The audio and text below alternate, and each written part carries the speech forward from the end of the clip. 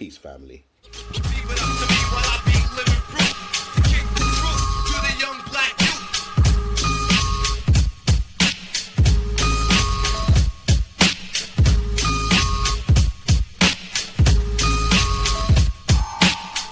One of the cons of living in a colonial society, or a society that is basically, responsible for colonizing half the planet, is that they weaponized colorism. This is a war tactic. This is something that your colonizers have implemented into the psyches of Africans throughout time immemorial.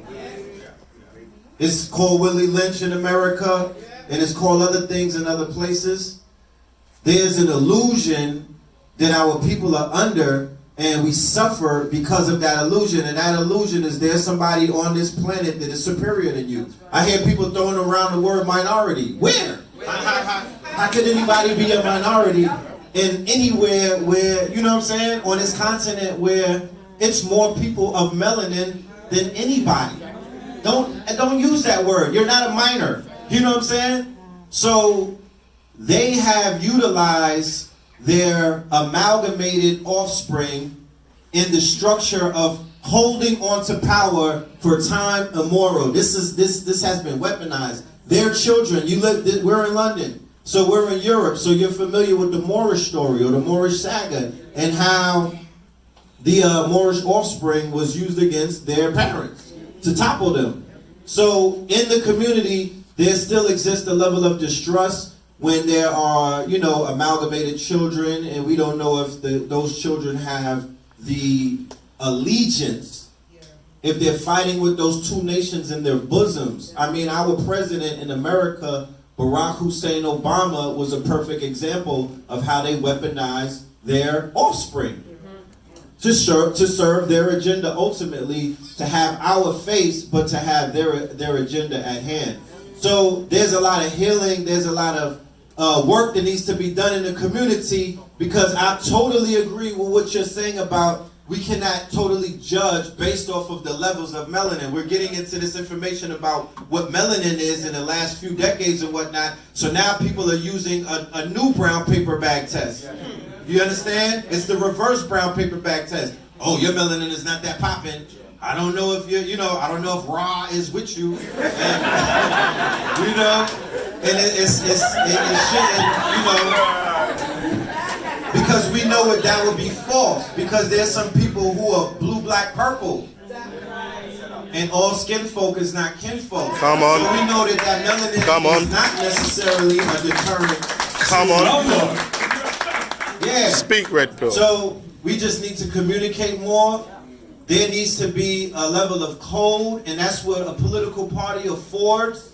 And by, we could use the mass of a political party, but we need a code, and that code needs to bring unification of purpose. Because in community, there's common unity. So we could eradicate because this whole thing is malware. It's a virus that was implanted in us from somebody who is inferior to us based on genetics. It's not nothing personal. It's based off of a genetic inferiority because you can eradicate them with your DNA. So there's always going to be a schism. There's always going to be a line drawn. So we got to work on that. But those who have that melanin, we got to get on that side and stay on that side and stop playing these double dutch games and jumping the fence, because it's not going to work out for you in the end. Jamelia, then Robbie Walker.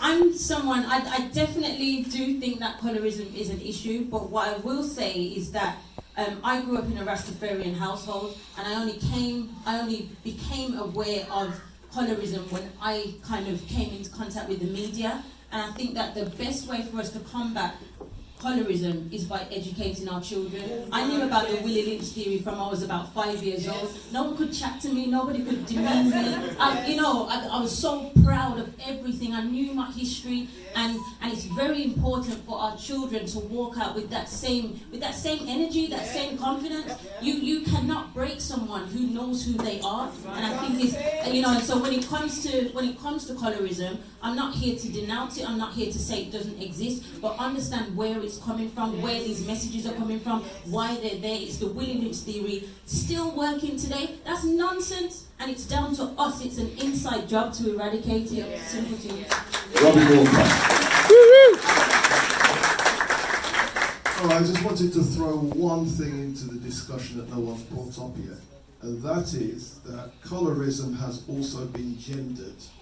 In other words, the main target of colorism is black women. Now, this is not to say it doesn't hit black men, but the main target is black women. Let me give you a little story. I was invited to write someone's memoirs. So, when someone writes a memoir, they didn't write the memoir, trust me. They got somebody else to write. And the memoir was a gentleman, Alan Wilmot. And as I was researching his story, the main thing I learned was I downloaded off the internet. The BBC has pages of all the musical performances they've ever had since the BBC's been the BBC. So I would then tell you January the 1st, 1948, January the 2nd, January the 3rd, all that stuff, all the music that appeared. And I started to notice Cleo Lane. I started to notice Eartha Kitt. I started to notice more Cleo Lane, more Eartha Kitt, more Adelaide Hall. In other words, all the women being picked of colour had been graded before they could appear. Does that make sense? In other words, that had been going on from the beginning. And so you can't have a situation, it's like, you flick a knife, they flick a coin and it comes down heads. And then you do it 100 times, it comes down heads. And you do it another 100 times, it still comes down heads. It's not an accident. They've been doing this from the longest. Charles Gordon. Yeah.